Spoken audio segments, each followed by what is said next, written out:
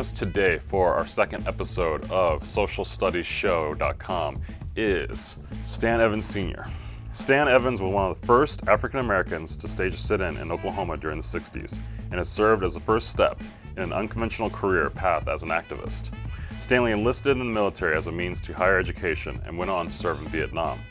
Colonel Evans retired from the United States Army in March 2000 with almost 32 years of military service, received numerous military honors and awards, including the Distinguished Service Medal, the Legion of Merit, and the Bronze Star.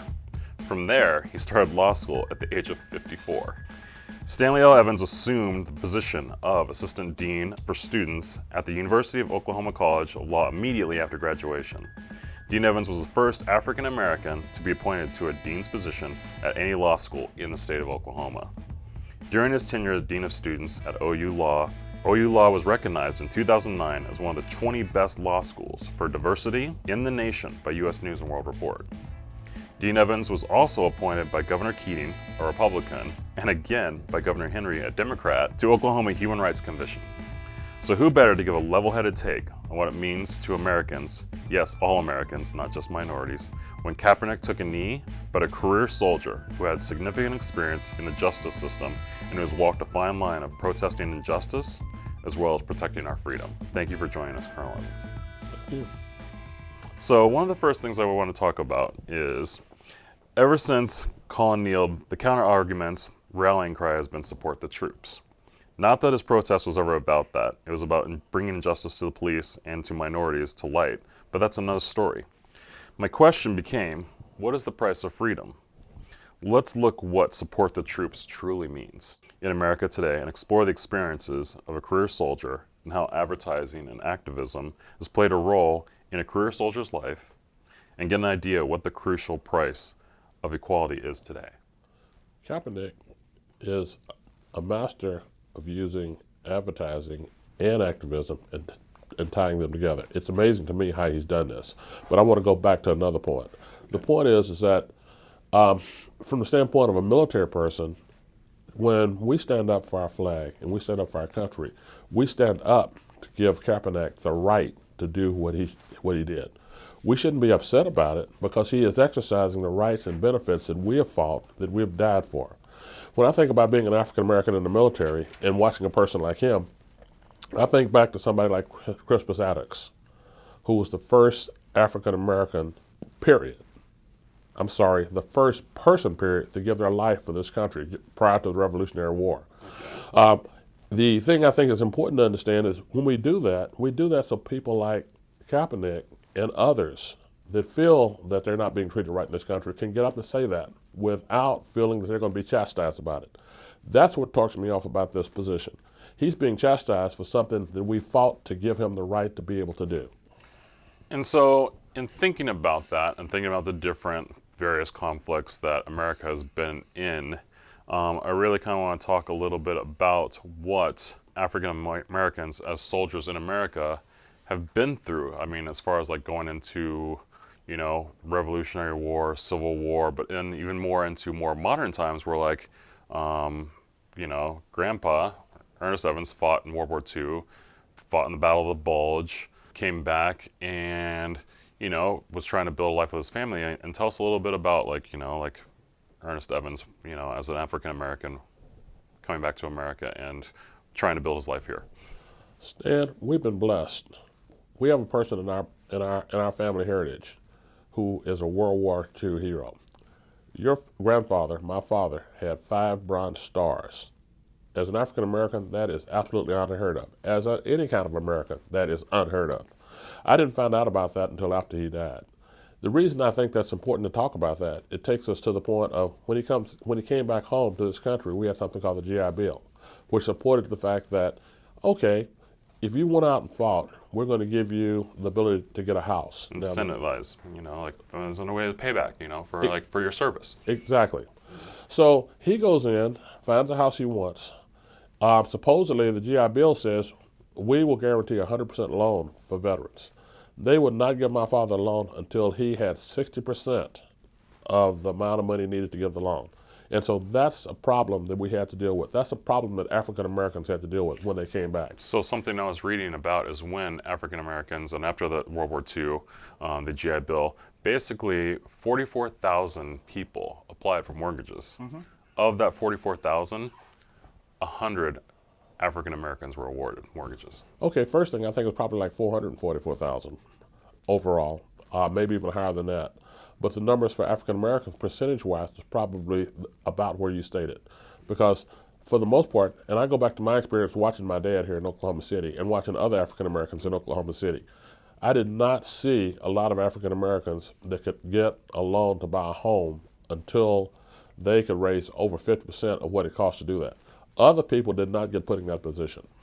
Okay, and so like, let's talk a little bit about your experience. Like, you're a Vietnam vet. You went to war there. Like, you fought for our country, and then with talking to you, you guys couldn't vote until 1968.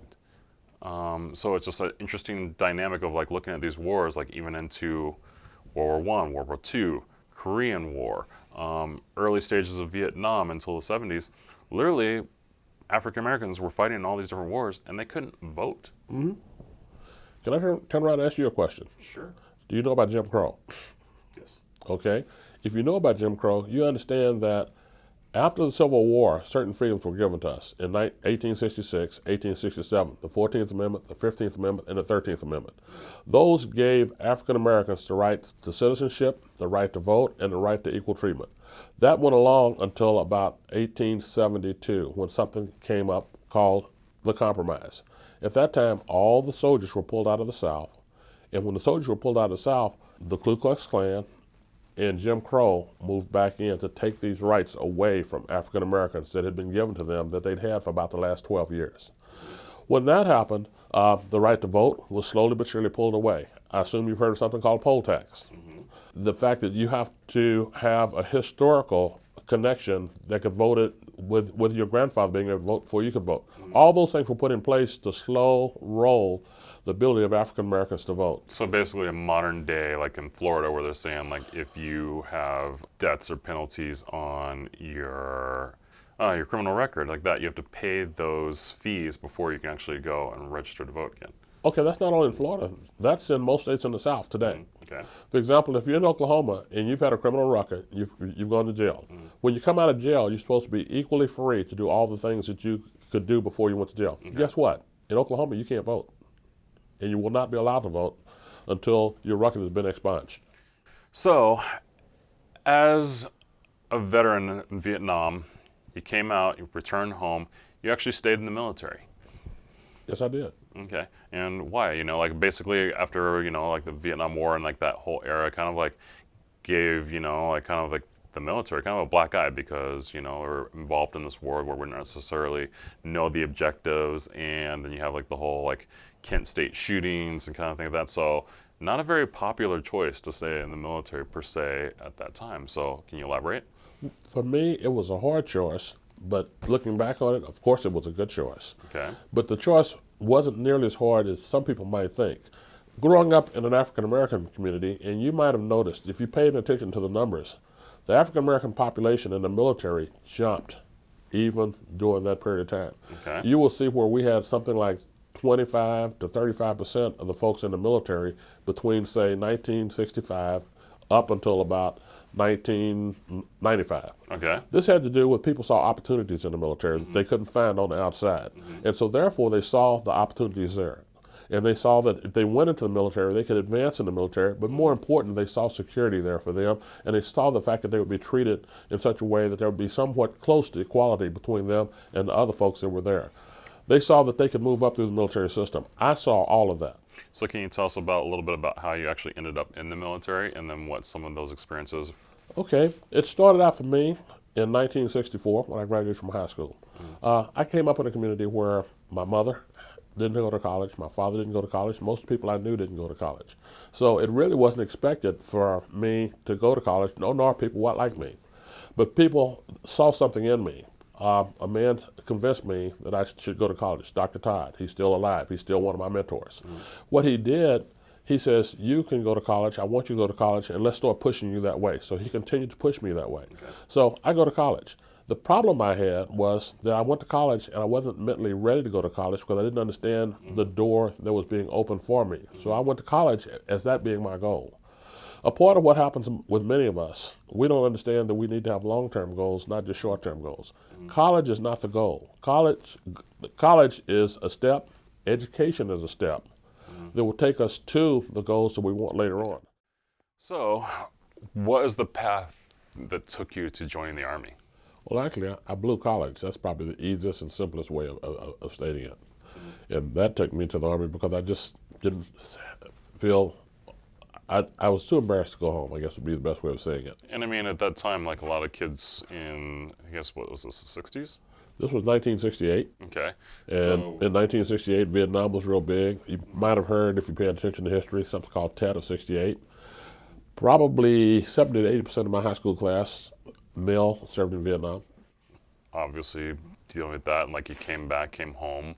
What made you decide to stay? Because at the time, you know, like staying in the Army and like, you know, you've got the diatribe of whether this is like a just war. It wasn't like World War II where like the soldiers coming home were celebrated. Like, you know, like here in Vietnam, soldiers were like frowned upon, looked around, and kind of gave the Army a black eye. So what made you decide to stay?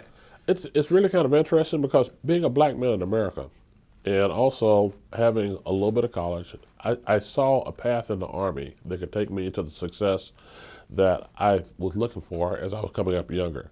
The path I saw was a path that had job security, a path that had a retirement plan, a very nice retirement plan, a path that gave me health care, a path that would allow me to support my family. So when you look at that and you compare what I saw on the outside, which was not all of that, although it was there, I just didn't see it. I just saw the Army as an easier path to get to what was important to me. So I've got a question for you on that, but you said you've had some complications from Vietnam of like Agent Orange and different types of like chemical agents and stuff that you're dealing with now. If you had it to do all over again, knowing that what you've had now to deal with, and at the same time, would you do it over again, the same?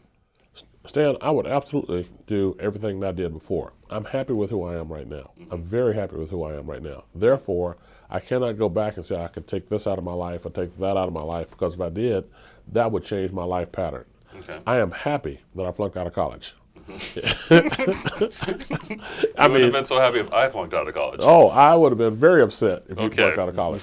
But the point was, the actual flunking out of college changed my life path. If I hadn't flunked out of college, I would have been on a completely different path than what I'm on.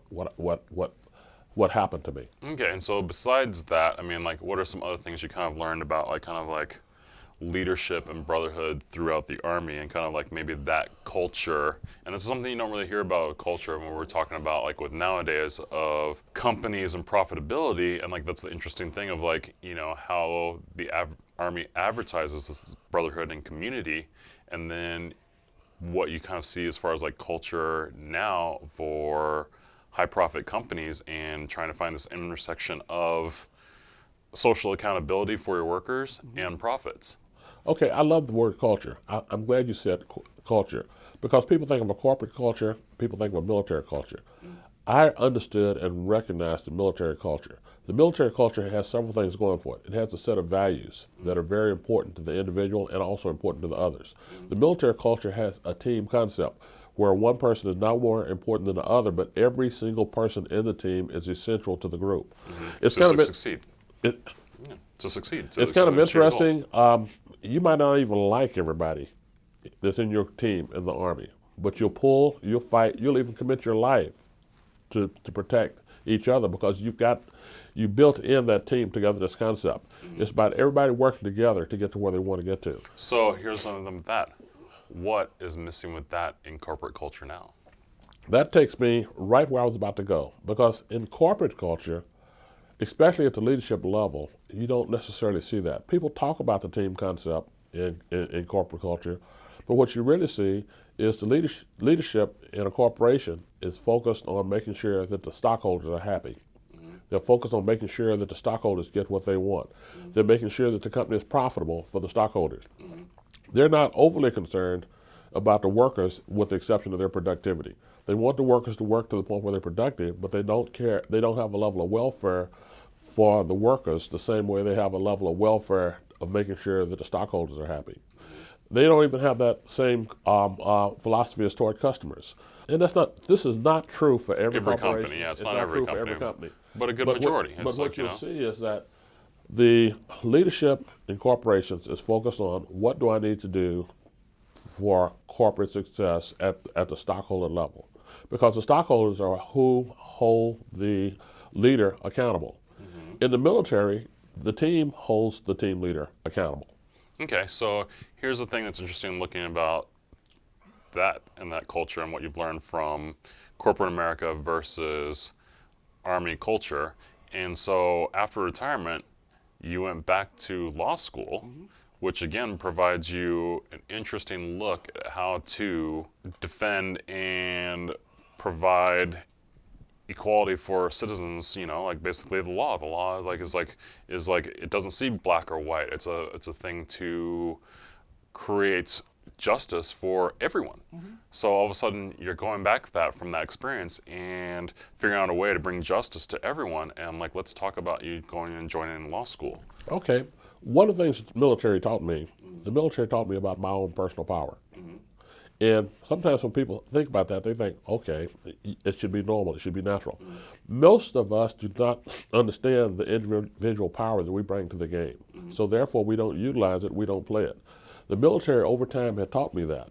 So I said, okay, if I got power, how do I expand that power? How can I grow that power in such a way that I can do those other things that are really, really important to me? And help others. And What was important to me is exactly what you stated. What was important to me was, one, helping others to become the best that they can be. Okay.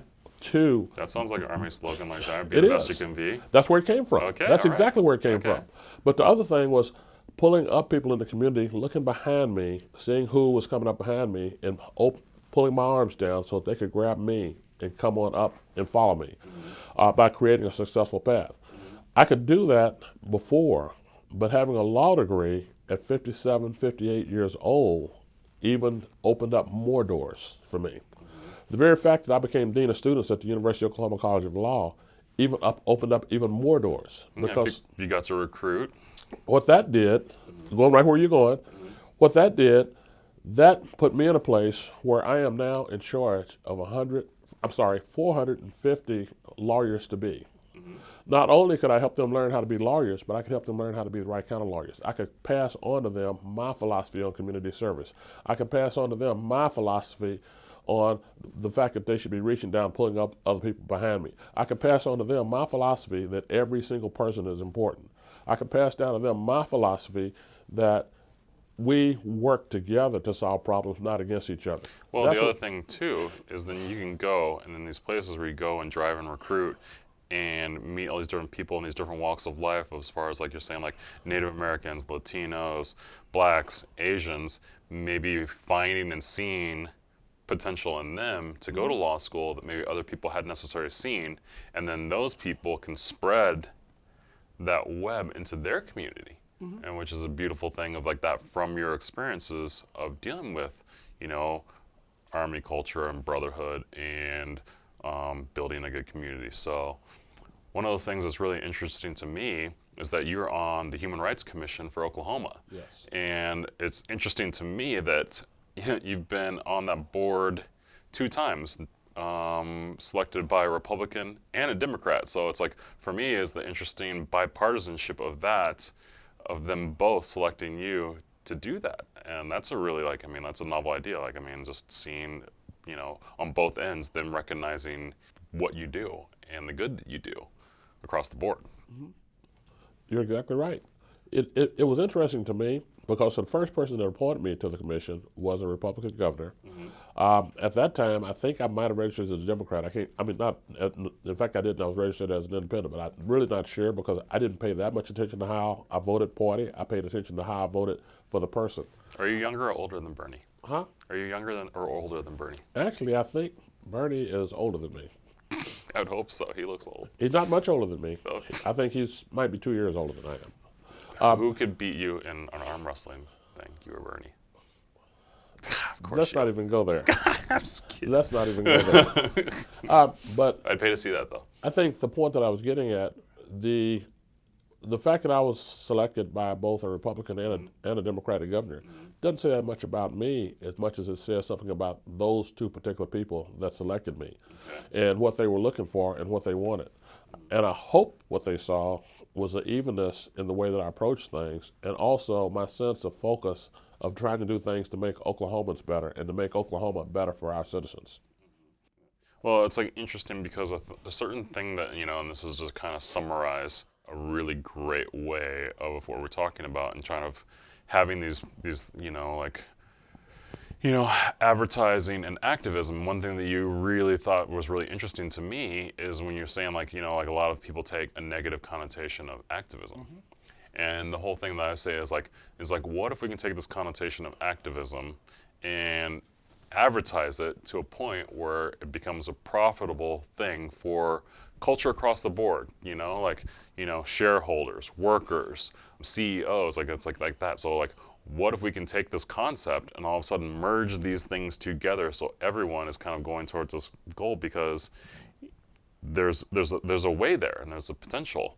And so I really like that, and kind of like, what you're talking about from your history and your path and kind of the things we see with African American leaders is not necessarily going completely across the board as far as like our way or the highway in activism. It's understanding the system and how to work within the system and perhaps getting a seat at the table. Okay. And so sometimes like working within to try and bring about change, sometimes maybe it's like a little bit slower and it's a little bit more of like a daunting process in there rather than just getting angry.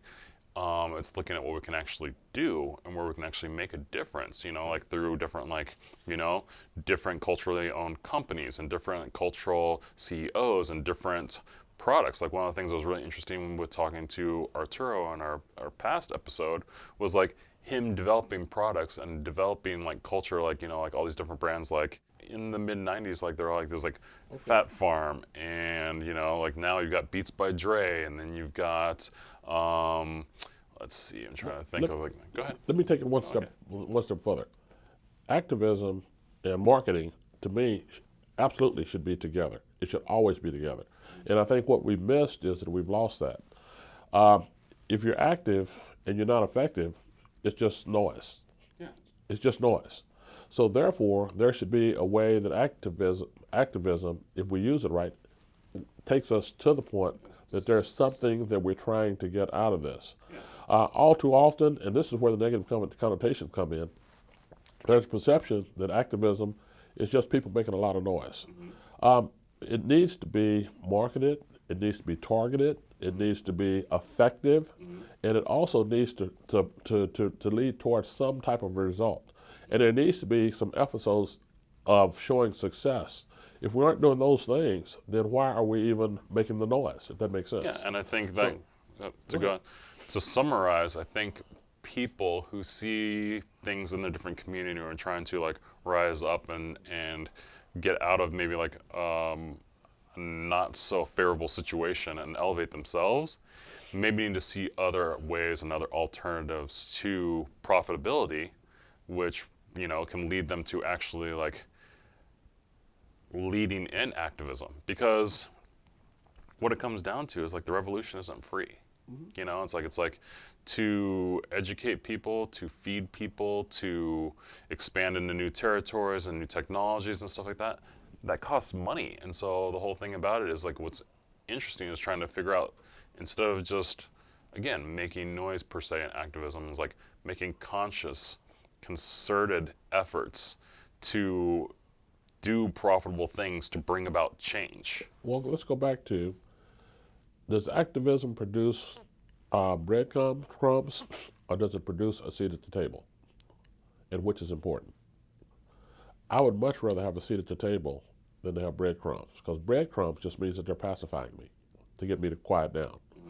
What I want is a seat at the table where decisions are made, so that my voice is now not a voice of activism, not a voice of noise. It can be a quiet voice, but it's a voice that's heard around the table that must be considered when major decisions are being made. Yeah, I mean, I think that's a great summary. I mean, that's pretty much kind of why we're here. Okay. So thank you very much for joining us, Colonel Evans, Dean Evans. Dad.